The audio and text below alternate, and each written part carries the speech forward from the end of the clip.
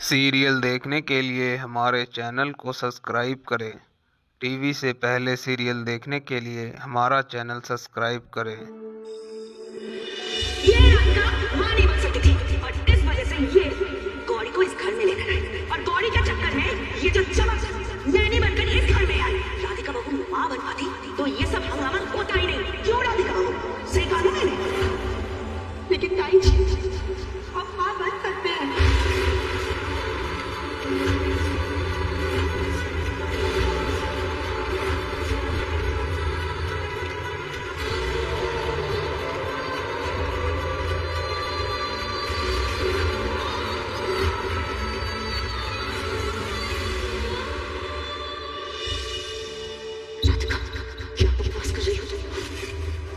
पंडित जी के पास किसने कही नहीं?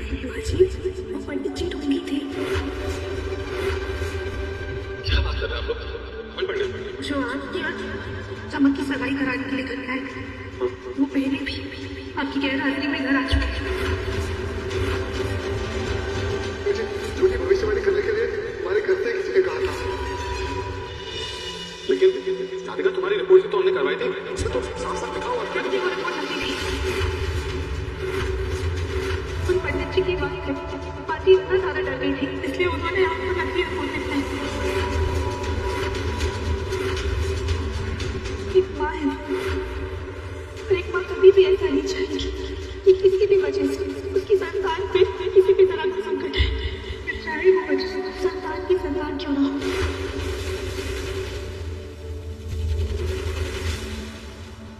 सॉरी बेटा, हमें माफ कर दे, लेकिन आप क्या करते? हमें बस तेरी चिंता थी। राधिका, लेकिन तुम्हें कैसे पता कि वो पंडित जी नकली थे? हाँ चाची सास जी, पंडित जी ने खुद अपने मुंह से कबूल किया है। हमारे घर से ही कोई फोन करके उन्हें बुलाया था। पक्का हमारी मम्मी ने ही उन्हें बुलाया होगा, है ना मम्मी?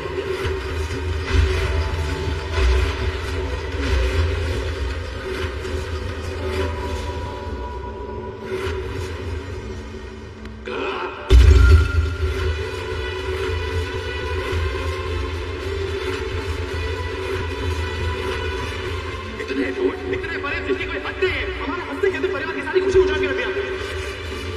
आपको सिर्फ और सिर्फ अपनी बेटी की खुशियां दिखाई, लेकिन किसी और की बेटी की जिंदगी बर्बाद करके रख दिया। अपनी उसका क्या? उसके मन में जिंदगी भर के लिए आपने डर बिठा दिया कि वो मां नहीं बन सकती। बेचारी को जबरदस्ती पागल करने बिठा दिया आपने। बेटा, हमें माफ कर देना। कोई माफी नहीं मिलेगी आपको। पर इस सब में और भी कोई शामिल है। तुम्हारी माँ भी राधिका को घर से निकालना चाहती थी। सब्सक्राइब मोर ऑन है। जब तक आप हमारा चैनल सब्सक्राइब नहीं करेंगे तो जब तक गए अगला वीडियो का पार्ट नहीं चलेगा, तो आप जल्दी से जल्दी चैनल सब्सक्राइब कर ले।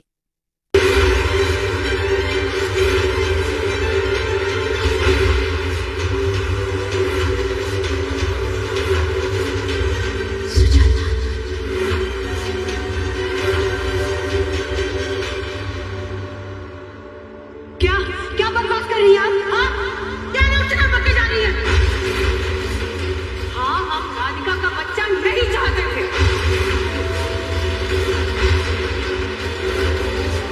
लेकिन आप नकली पंडित को घर लेकर के आए।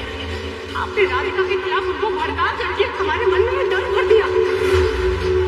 हम मानते हैं कि अपने बच्चे की बिखरी और जिंदगी को समेटने के लिए अपने घबराहट में कुछ गलत निर्णय ले लिए, लेकिन इसका मतलब ये बिल्कुल नहीं है कि आप अपने किए का इल्जाम हमारे सर पर डाल दें।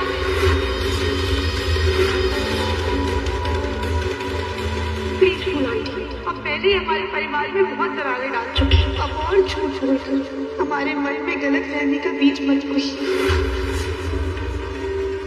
क्योंकि अब हम आपके धोखे और फरेब में नहीं फंसने वाले हैं।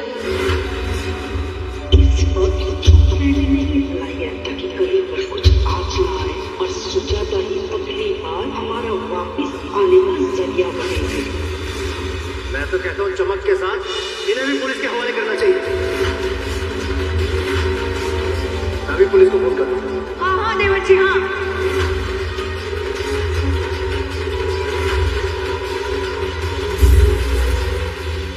अरे जो पकड़ो इसे, अरे पकड़ो इसे।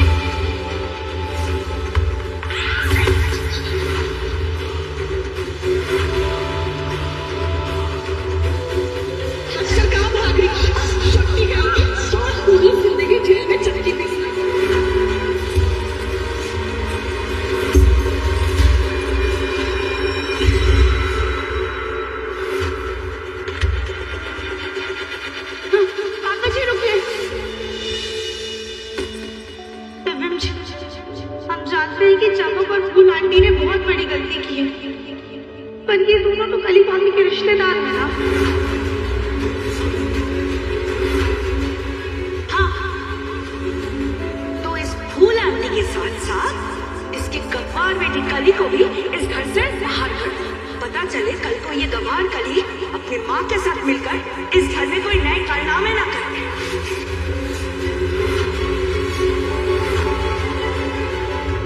माँ उधर ही रुक जा।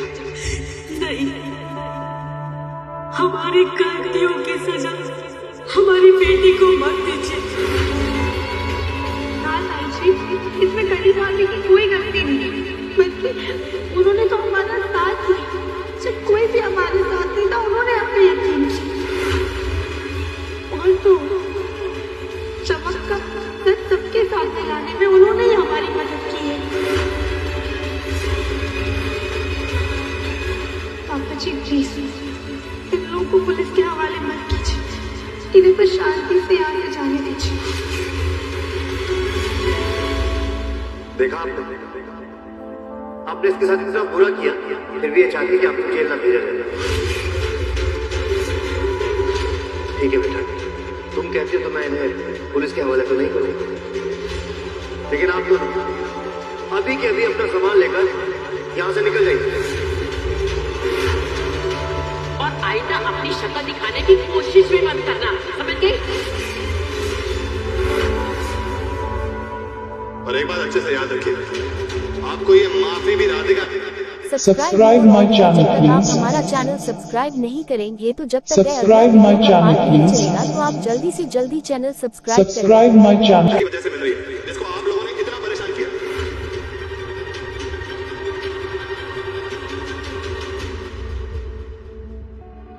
हमें माफ कर दे, हमने जो भी किया बेटी के मुंह में आके किया। बस हम गाँव चले जाते और वहां जाके अपनी गलतियों का पश्चाताप करेंगे और दोबारा कभी आप लोगों को हमारी शक्ल नहीं दिखाएंगे।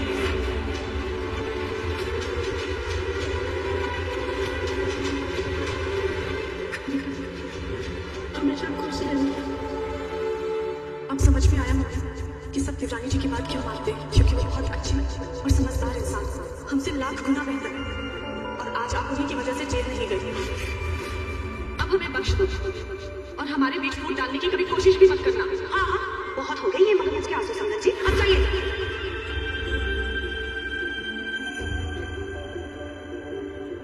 राधिका बेटा, तुम्हारे साथ बहुत गलत हुआ है, हमने तुम्हारी किसी बात पर विश्वास नहीं किया। हो सके तो हमें माफ कर देना बेटा। नहीं नहीं राधिका, अभी क्या करें, इसमें आपकी कोई गलती नहीं है। नहीं बेटा, हम सब तुम्हारे गुनहगार हैं, अपने परिवार को माफ नहीं करोगे। अच्छा प्लीज। सुजाता, तुम्हें कुछ नहीं करना।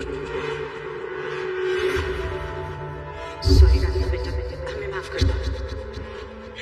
आप लोग प्लीज इसे माफी मांग के हमें शर्मिंदा मत कीजिए। पर भोलेनाथ को शुक्रिया करें कि सारा सच सबके सामने आ गया।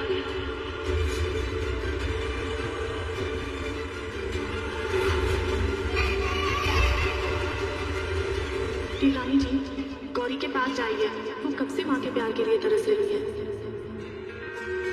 राधिका माँ बन सकती है तो गौरी के साथ खेलने के लिए उसका कोई भाई बहन भी चाहिए, है ना?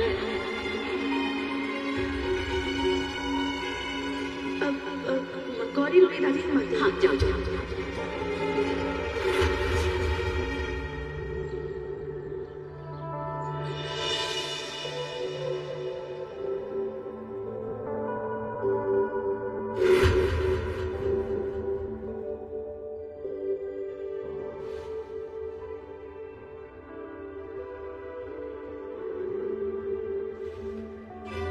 दर्शन जी, क्या देख रहे हैं आप?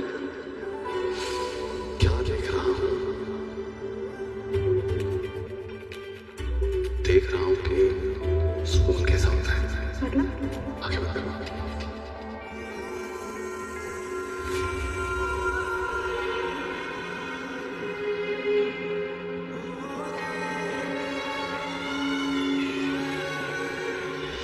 कुछ लोगों को घूम करके सुकून मिलता है, कुछ लोगों को पहाड़ों और वादियों में घूमकर सुकून मिलता है।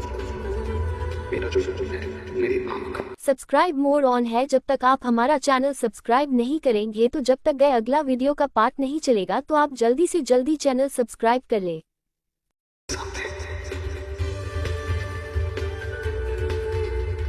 मेरा परिवार, मेरी पत्नी, मेरी बेटी, मेरा सुपुत्र।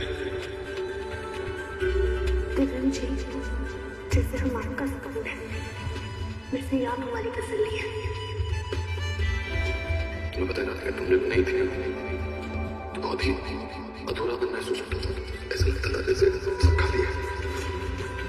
मैं गौरी के साथ बस कमरे में घूमते रहता था, सोचता था कि तुम कब वापस आओगी, तुम कब ठीक हो जाओगी।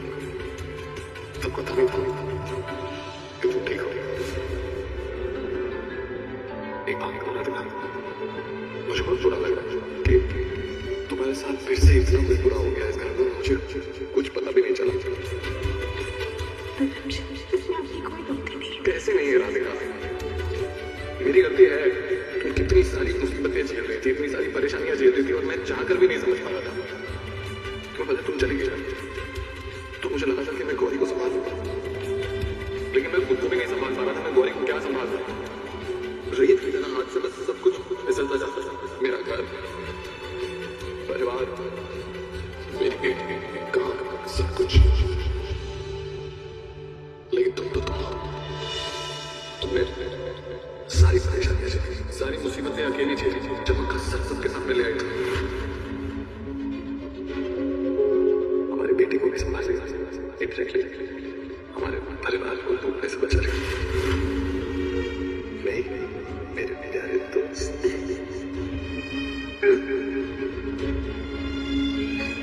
देखा गौरी ने सबसे पहले पापा कहा।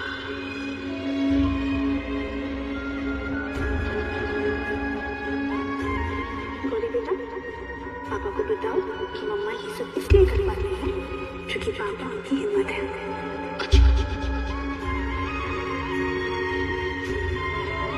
देखा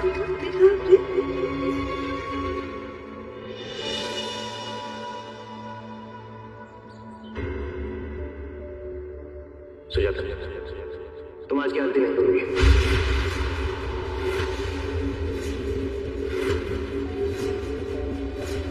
मैं चाहता हूँ कि आज की आरती दिव्यम राधिका गौरी के साथ मिलकर करें।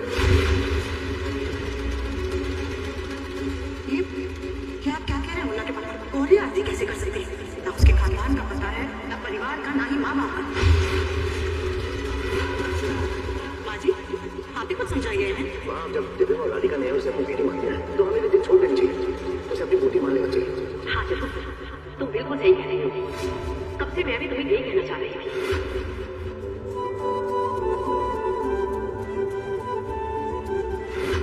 सब्सक्राइब मोर ऑन है जब तक आप हमारा चैनल सब्सक्राइब नहीं करेंगे तो जब तक गए अगला वीडियो का पार्ट नहीं चलेगा तो आप जल्दी से जल्दी चैनल सब्सक्राइब कर ले। जब से मैंने इसकी मालिश की है तब से इसने मेरे दिल में जगह बना ली है। आज की आरती राधिका दिव्यम के साथ गौरी भी करेगी। जाओ बेटा, जाओ।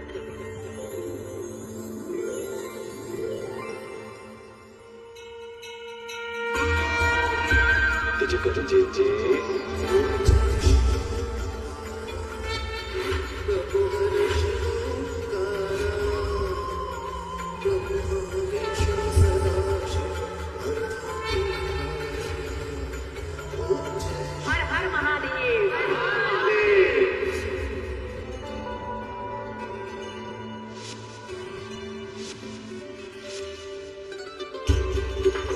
अब जब हमने गौरी को अपने घर की पोती मान ही लिया है तो क्यों ना हम छोटी सी पार्टी करके इसको सबसे मिलवा दें। बिल्कुल माँ, इसी बहाने गौरी का सबसे परिचय भी हो जाएगा और उसका वेलकम भी हो जाएगा। इस पार्टी की तैयारी हम खुद करेंगे। जगो, इधर आओ। दिव्या, तुम अपनी पहचान वाले जितने भी है ना सबको न्योता भिजवा दो।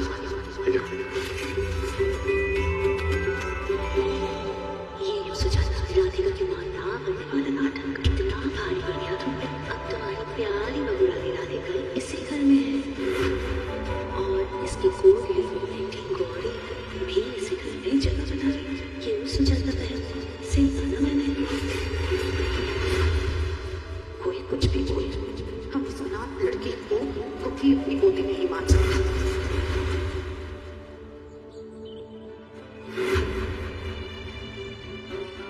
अरे वाह बेटा, अब आप लग रहे हो अब बिल्कुल बेस्टॉल। गौरी बेटा, अब आप ना ये खिलौनों के साथ खेलो। मम्मा फौरन रिव्यू कराती हूँ।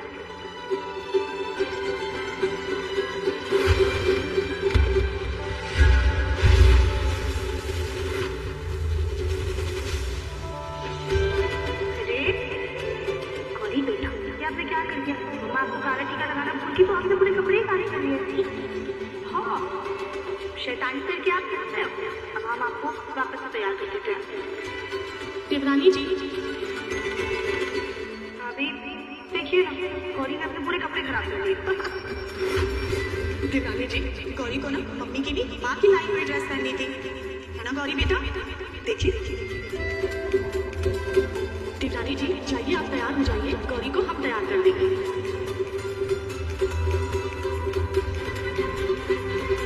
चलो गौरी बेटा, आज आपको माँ तैयार करेगी। हम भी जल्दी से तैयार हो जाते हैं। गौरी को दोस्तों की ड्रेस मिल गई, हम क्या पहने? हे Bholenath, please subscribe more on है। जब तक आप हमारा चैनल सब्सक्राइब नहीं करेंगे तो जब तक गए अगला वीडियो का पार्ट नहीं चलेगा, तो आप जल्दी से जल्दी चैनल सब्सक्राइब कर ले। हमें भी कोई नई साड़ी दे दीजिए।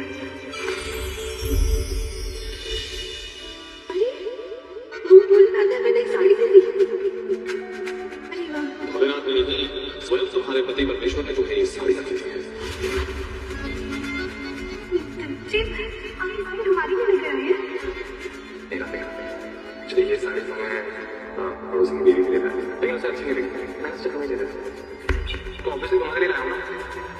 कैसे बहुत प्यारी है ये साड़ी एक स्पेशल फीचर दी, क्या? बहुत स्पेशल है, अच्छे से देखना वरना मिस कर दोगे। देखो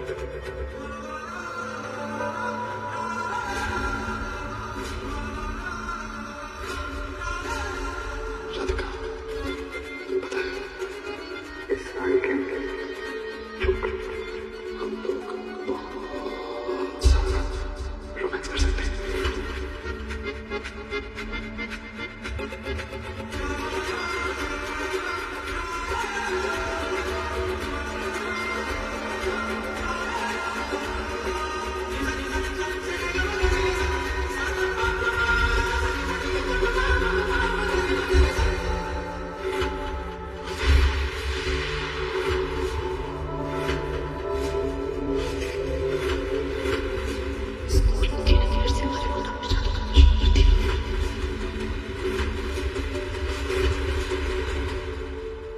कैसे हो दोस्तों, आप सभी का आज से फिर से हमारे नए चैनल में स्वागत है। आज हम बात करेंगे शेयर मार्केट के बारे में कि शेयर मार्केट क्या है और ये कैसे वर्क करती है। अगर आप भी इस चीज़ को जानना चाहते हैं तो हमारे चैनल के साथ आप बने रहें, ताकि आपको नई वीडियो की नोटिफिकेशन आपको मिलती रहे शेयर मार्केट के बारे में, और सारी जानकारी आपको हम देते रहेंगे टाइम टू टाइम, अगर आप हमारे चैनल पर बने रहेंगे। चलिए आज हम बात करते हैं चैनल की, आज की वीडियो की, कि शेयर मार्केट क्या है और ये कैसे चलती है। हम आपको ए से जेड तक पूरी नॉलेज देंगे इस वीडियो के माध्यम से।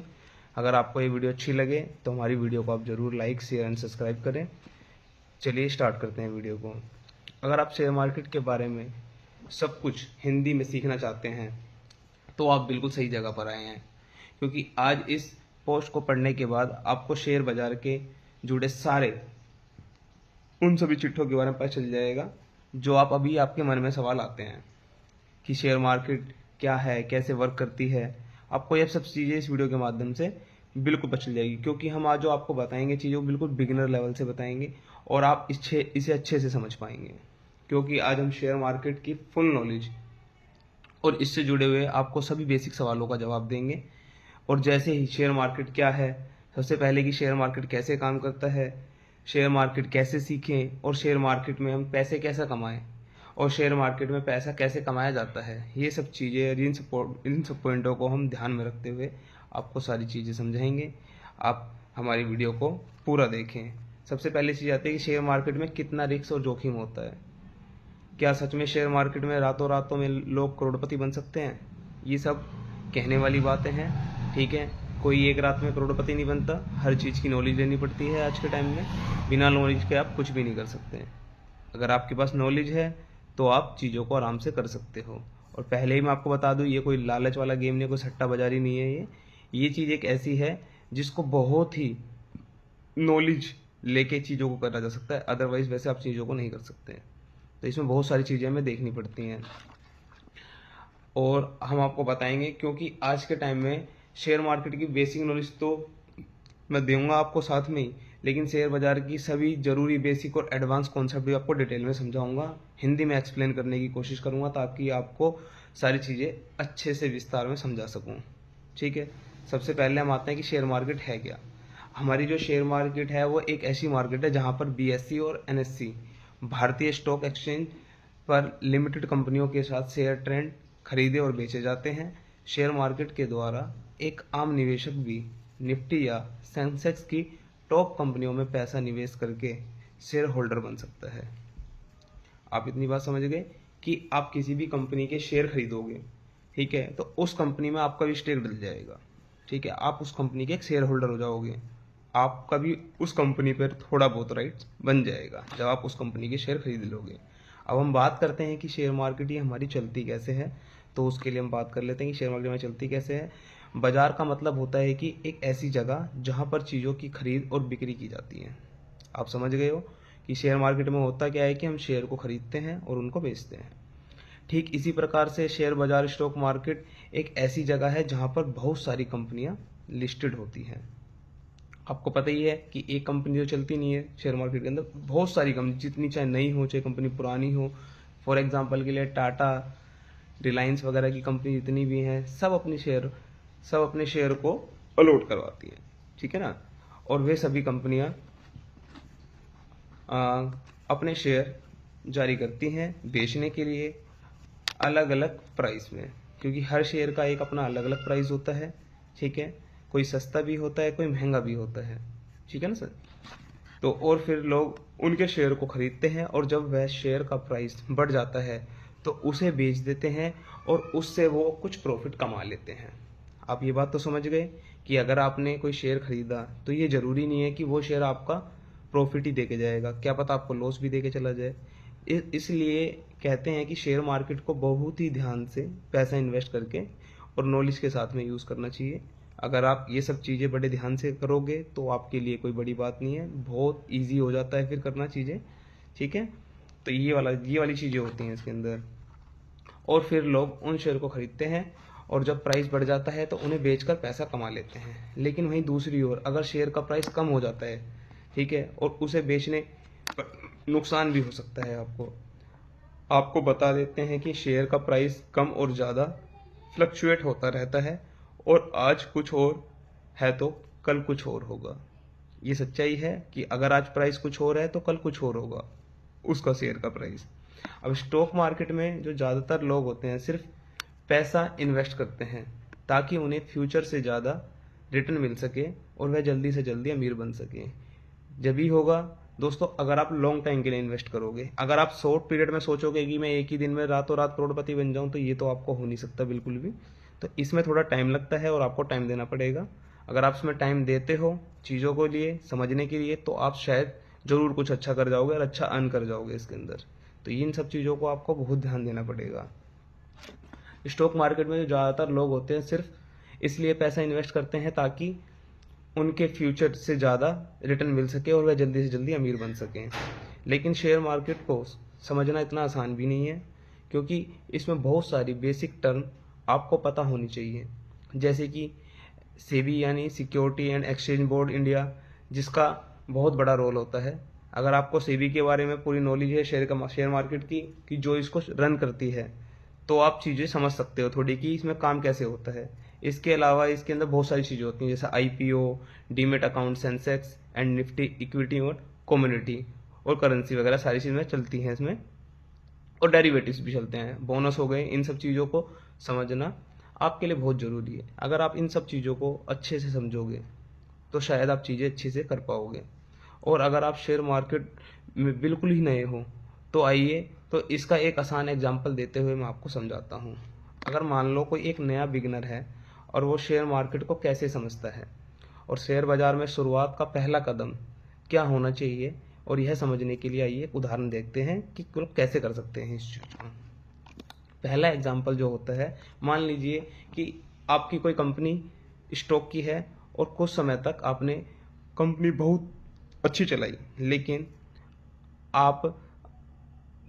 अब आप अपनी कंपनी को और बढ़ाना चाहते हैं, तो जिसके लिए आपको 10 लाख रुपए की ज़रूरत है। मान लो फॉर एग्जांपल के लिए मैं कोई कंपनी चला रहा हूँ, ठीक है, मुझे अपनी कंपनी को बहुत आगे तक रन करना है, यानी मुझे पैसे की नीड हो गई, तो मैं उस क्राइटेरिया में क्या करूँगा, जैसे मुझे कोई 10 लाख रुपए की ज़रूरत है, तो इसके लिए इतना पैसा तो मुझे कोई देगा नहीं, ना ही मैं आपको कोई फैमिली या फ्रेंड इतना पैसा दे सकता है।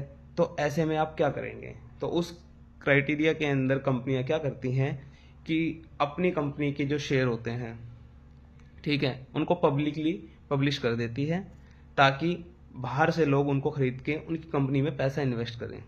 अगर उनकी कंपनी में पैसा लगेगा तो उनकी गुडविल बनेगी, जाहिर सी बात है आपको, और कंपनी रन कर पाएगी। जब कंपनी के अंदर कैपिटल लगती है, तो कैपिटल आने के बाद चीज़ें क्या होगा कि कंपनी अपने आप को ग्रो कर पाएगी। अगर हम सोचते हैं कि बैंक से लोन ले लूँगा और अपनी कंपनी में लगा दूंगा, लेकिन आपको भी पता है कि उस पर आपको काफ़ी ज़्यादा ब्याज देना पड़ सकता है, और फिर हम क्या कर सकते हैं, एक ही तरीका है कि अपनी कंपनी को शेयर मार्केट में लिस्ट कर देने का, तो अपनी कंपनी के शेयर जारी कर दो। एक सिंपल चीज़ होती है कि कुछ नहीं करना होता, कंपनी को अपनी कंपनी के शेयर पब्लिकली जारी कर देते हैं, जिससे क्या होता है कि अगर वो शेयर जारी करते हैं तो जो लोग होते हैं वो उस कंपनी में पैसा इन्वेस्ट करते हैं अपना, तो उसमें कोई उनको ब्याज नहीं देना पड़ता कंपनी को, और कंपनी को पैसा का पैसा मिल जाता है, ताकि वो अपनी फर्म के अंदर कैपिटल को लगा सकें, और कंपनी शेयर जारी कर देती है और फिर लोग उनकी कंपनियों में पैसा लगाएंगे। सिंपल चीज़ ये होती है इसके अंदर। तो हमें बहुत सारी चीज़ों का ध्यान देना पड़ता है, अगर हम इन सब चीज़ों का ध्यान देंगे तो हम चीज़ें बहुत ही ज़्यादा अच्छे से कर पाएंगे, हमको यह पता चल सके कि शेयर मार्केट कैसे वर्क करती है। चलिए हम आगे और पता करते हैं कि शेयर मार्केट में होती है और क्या क्या चीज़ें। लेकिन अब एक यह सवाल आता है कि किसी कंपनी का शेयर बाजार में लिस्ट कैसे करते हैं।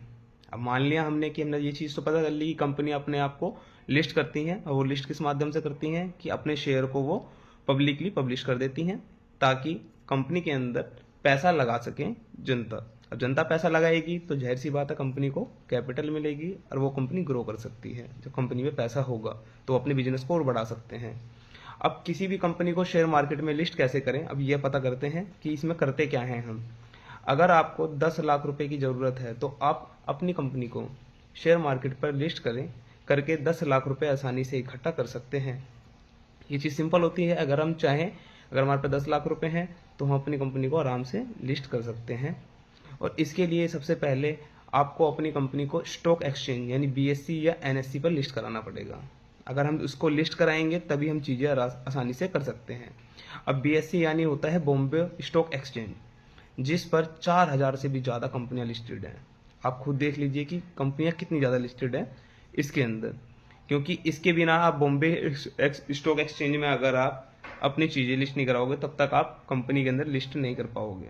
तो वो सारी चीज़ें हैं। और NSE का मतलब होता है हमारा नेशनल स्टॉक एक्सचेंज, जिस पर 1500 से भी ज़्यादा कंपनियां जो लिमिटेड कंपनियां हैं वो रजिस्टर्ड हैं। अब जो हमारा NSE होता है वो बड़े लेवल पे होता है, ये नेशनल स्टॉक एक्सचेंज है, ठीक है।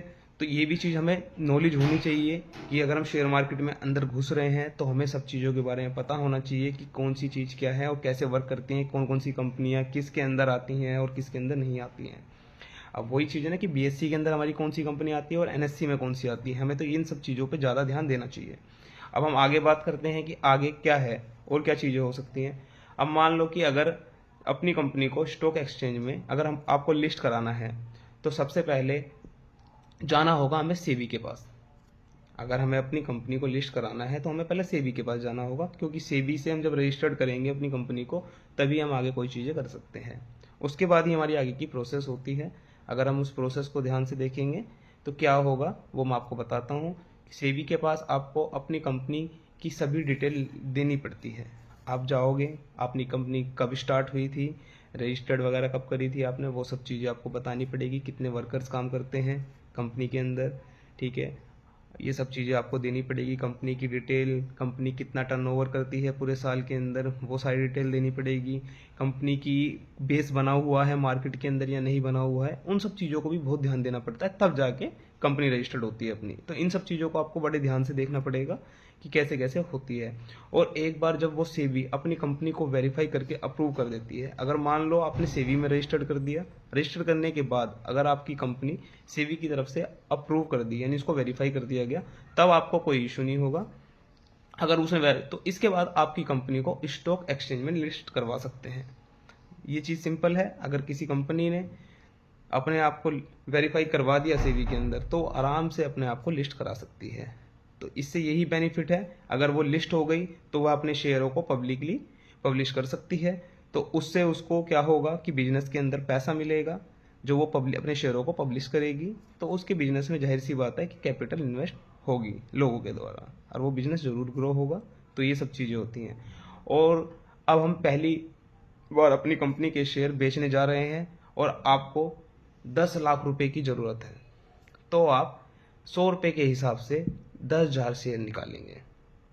एक सिंपल लॉजिक है। मान लो कि अगर आपने कोई शेयर की वैल्यू 100 रुपये रखी, ठीक है, तो आप अपने कितने शेयर, अगर मान लो आपको 10 लाख के शेयर आपको बेचने हैं, मतलब 10 लाख रुपए की आपकी कॉस्ट है कि आपको 10 लाख रुपए की ज़रूरत है। अगर आपके शेयर की वैल्यू 100 रुपये है, तो सिंपल कितना हो जाएगा? तो सिंपल चीज़ ये है कि अगर मान लो मैंने अपने शेयर की वैल्यू 100 रखी है, तो मैं सिर्फ 10,000 शेयर इशू करूँगा। तो 100 मल्टीप्लाई 100, तो आपका आ जाएगा 10 लाख। तो सीधा सीधा होता है इसके अंदर कि आपको पता चल जाएगा कि मैंने 10,000 शेयर अपने इशू करने हैं, ताकि मुझे 10 लाख की कैपिटल मिल सके अपनी कंपनी में लगाने के लिए। तो इन सब चीज़ों को हमें ध्यान देना पड़ता है, और इसी को बोला जाता है IPO, यानी कि इनिशियल पब्लिक ऑफरिंग। समझ गए IPO क्या होता है? IPO का फुल फॉर्म होती है इनिशियल पब्लिक ऑफरिंग। जब कोई कंपनी पहली बार अपने शेयर निकालती है और शेयर मार्केट में लिस्ट करती है, तो उसे IPO बोलते हैं। अब लोग कहते हैं ना बहुत बार कि मैं IPO भर रहा हूँ, अगर मेरा उसमें नाम आ गया तो मुझे प्रॉफिट हो जाएगा, तो वो IPO यही होता है। मान लो अगर आपने कोई IPO डाला, तो यानी किसी कंपनी ने, नई कंपनी रजिस्टर्ड किया है किसी नई कंपनी ने सेबी के अंदर, उसको वेरीफाई भी हो गई। वेरीफाई होने के बाद उस कंपनी ने अपने, मान लो कि अपने 50,000 शेयर आपने इशू कर दिए 100 के हिसाब से, तो सीधा सीधा उसे कितने की कैपिटल चाहिए? 50 लाख की कैपिटल चाहिए। अब उसे 50 लाख की कैपिटल चाहिए मार्केट से। अब उसने अपने शेयर इशू कर दिए। अब वो सबसे पहले क्या करेगी? जब वो नई कंपनी आएगी तो वो अपने IPO इशू करेगी। IPO होता है लकी ड्रॉ की तरह। अगर मान लो अगर उन्होंने IPO इशू करे हैं 50,000, ठीक है, लेकिन उनकी जो क्या बोलते हैं, अगर उनकी बोलूँ तो मैं, अगर उनकी डिमांड है सिर्फ ओनली 5,000 एप्लीकेशन की, मतलब वो सिर्फ 5,000 एप्लीकेशन वालों को ही देंगे, लकी ड्रॉ हो गया, मतलब 50,000 में से 5,000 लोगों को ही वो चीज़ें देंगे, तो वो एक तरह का लकी ड्रॉ होता है। अगर जिसका उन 5,000 में बंदों का नाम आ गया तो उनका IPO लग जाता है, और उसमें उनको फायदा भी होता है, लॉस भी होता है, कंपनी की वैल्यू के हिसाब से कि कंपनी की गुडविल कैसी बनी हुई है। तो ये सब चीज़ को हम IPO बोलते हैं। अब इसके बाद जब लोग अपनी कंपनी के शेयर को खरीदेंगे और जब वह शेयर बिक जाएगा, तो उसमें 10 लाख रुपए उन्हें मिल जाएंगे और उनके बैंक अकाउंट में वो पैसे आ जाएंगे। अगर आपको हमारी आज की वीडियो भी ये समझ आ रही है, तो हमारी वीडियो को प्लीज़ आप लाइक कर लें, शेयर कर लें और सब्सक्राइब कर लें, ताकि आपको हमारे आने वाली वीडियो की भी लेटेस्ट नोटिफिकेशन मिलती रहे, ठीक है। और बाकी धन्यवाद। अगर आपको हमारी आज की वीडियो अच्छी लगी हो तो हमारे वीडियो को जरूर सब्सक्राइब करें।